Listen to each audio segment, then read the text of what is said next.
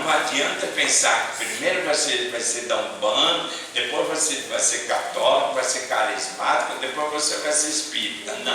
Não vai. Por quê? Porque na realidade, Kardec pergunta para os benfeitores espirituais: o espiritismo será a religião do futuro? E os espíritos disseram: não, será o futuro das religiões. Ou seja, toda religião vai acreditar no Espírito. Então, mesmo os chamados pentecostais, neopentecostais, aqueles que dizem que não acreditam em Espírito, que é a palavra do Senhor, eles botam umas faixas assim na porta da igreja. Essa igreja municipal, federal, estadual, universal, mundial, todas elas botam a faixa assim de: hoje é dia de desencapetização. Quer dizer, vão tirar o capeta do corpo dos outros. É uma bobagem isso, mas está aprendendo a fazer a desobsessão que as casas espíritas fazem. Está aprendendo a fazer isso que as casas fazem. Então, não existe nenhuma religião melhor que a outra. Todas elas são boas, mesmo você não tendo crença nenhuma. O importante é que você ame o seu próximo, ame o seu semelhante, ame a vida, ame as criaturas, ame a tarefa que você faz, ame o trabalho que você realiza, ame os animais, ame as árvores, seja uma pessoa que vive em constante estado de amor. Você está amando por amar, não está amando porque é necessário, porque é obrigado. Da mesma maneira que Jesus disse: outro mandamento semelhante a este vos dou: amai o teu próximo como amai a você mesmo.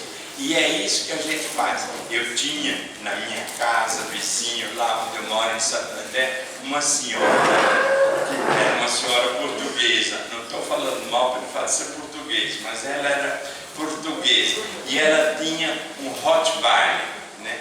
Todos os dias de manhã, na hora que eu estava botando o lixo para fora, lá vinha a portuguesa com o Rottweiler na árvore, em frente à minha garagem, e ali era o banheiro dele. Ela tinha árvore na frente da casa dela, mas ela chegava para mim e falava assim: ai, seu Zé, ele gosta tanto dessa árvore. Claro que gostava dele, já tinha levantado a patinha, já tinha marcado território. É lógico que eu ia gostar dela, porque o cachorro ele marca território. E eu todo dia tinha lá que tirar as coisas do Rottweiler. E você sabe, né? Não era um gatinho, não era um bichão, era um Rottweiler, uma senhora refeição, né? Então eu fazia isso. Eu vivi o tempo todo até que ela desencarnou, foi lá para o outro lado. E o filho achou de desfazer-se do Rottweiler, que ele não tinha paciência. Então eu me livrei da portuguesa do Rottweiler, mas eu não briguei com ele de jeito nenhum. Por quê? Porque se sabe menos do que eu, de que adianta eu brigar? Só ia fazer inimizade, só ia ter um vizinho intrigante e pronto. E aí, o que eu ia fazer?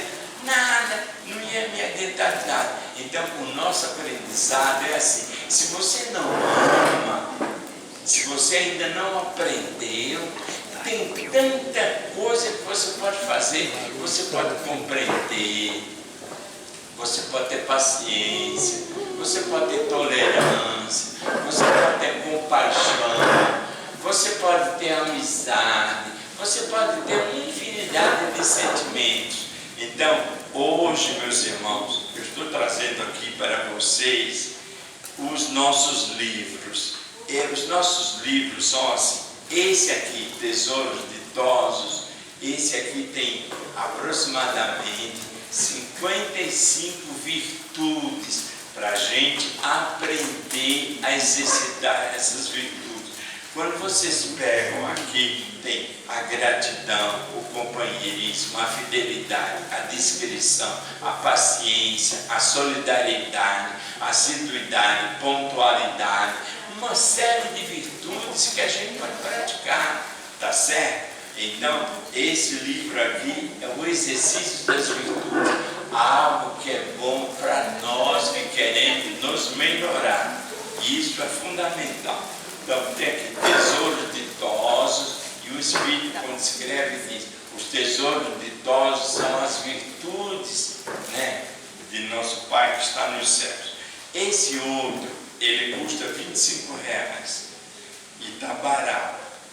Esse aqui, Respostas ao Coração, é uma mensagem para cada dia do ano.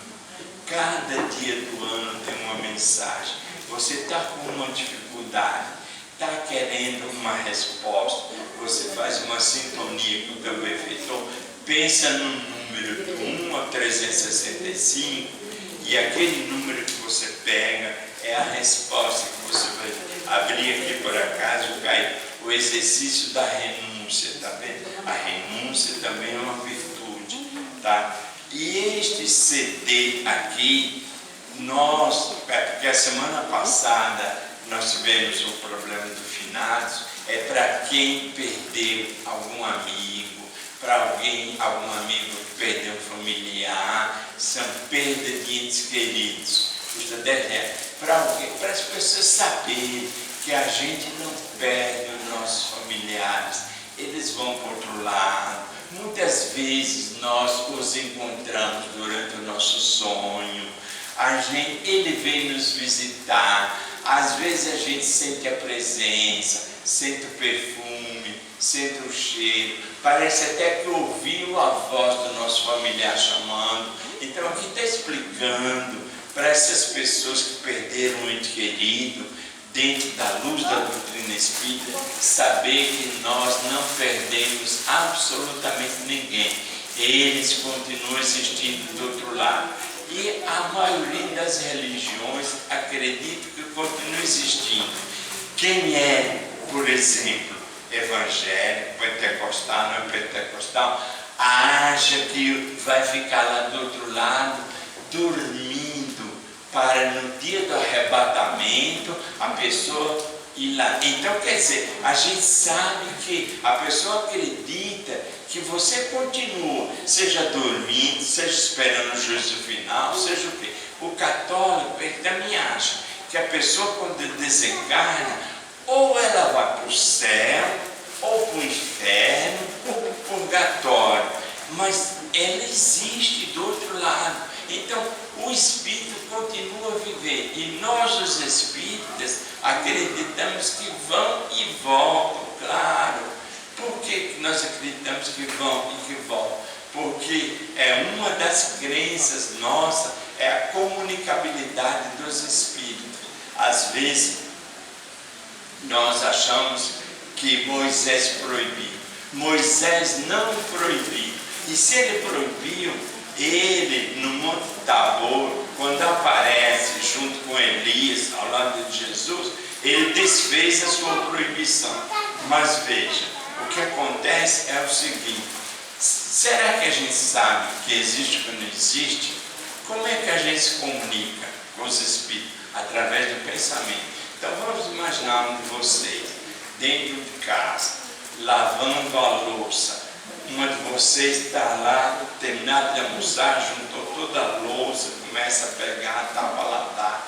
Aí eu lavei muita louça, eu fazia assim, eu pegava a espuminha, botava detergente, tá? E primeiro eu passava sabão em tudo, empilhava, depois eu punha embaixo d'água e ia enxaguar. Então você está fazendo isso, aí o telefone toca, claro, você está de avental, aí você lava a mão e vai lá no telefone. Aí, só que antes você está falando assim: nossa, por que eu estou pensando tanto fulana? Será que fulana está passando por um problema? O que será que está acontecendo com ela? Tal? Aí, quando o telefone toca, você pega e fala: alô! Do outro lado, a pessoa fala: fulana, sou eu. Aí você fala assim, menina, você não morre mais. Eu estava pensando em você.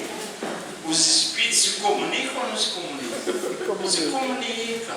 Encarnados e desencarnados. Se vai lá do lado, ele tem a possibilidade de se comunicar com a gente. Então, tudo isso nós estamos aprendendo dentro da doutrina espírita. E o Espiritismo não será o futuro, a religião do futuro, será o futuro das religiões. Então, muita paz a todos, que Deus abençoe a todos vocês, muito obrigado. Eu estarei lá, aqueles que se interessarem, estarei vendendo e autografando. Muita paz, que Deus abençoe a todos vocês.